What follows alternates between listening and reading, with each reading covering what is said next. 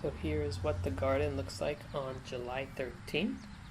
You can see that some of the nasturtiums are getting completely out of control, but there's some really healthy kale right next to it and some massive tomato plants behind it. I have two squash plants that look really unhappy. I took a few pictures as the problem was progressing, and the leaf wilt you see here was actually the last symptom to develop. So based on that, most people didn't seem to think it was a squash borer problem.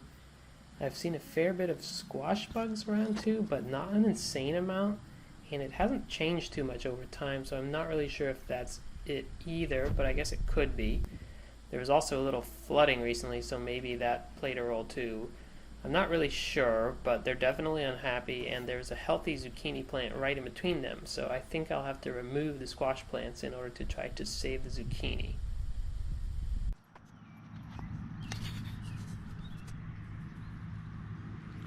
A decent sized Anaheim pepper. I think I'll harvest it only because I'm leaving on a trip tomorrow. Some more over here. These ones I won't harvest.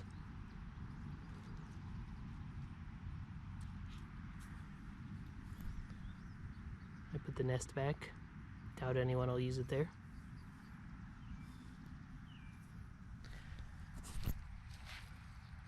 My marigolds are way too massive.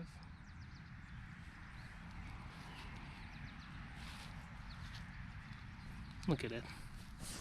Crowding out my peppers. This one's gotta go too.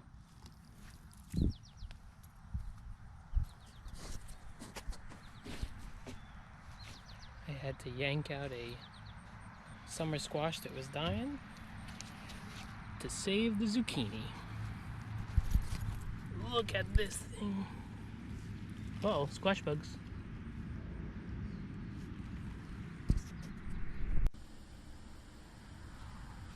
The cantaloupe is coming along nicely, and it has a few cute little babies coming in too. I just hope this melon doesn't get infected by whatever was killing the squash plants, because it's probably susceptible to the same disease, and it was right next to it. Oh look, another massive marigold. And here is the modest harvest from July 13th. It's not much, but wasn't really supposed to be a harvest day anyways. And that lone piece of kale is something that just fell off while I was there. There's definitely more kale to come soon.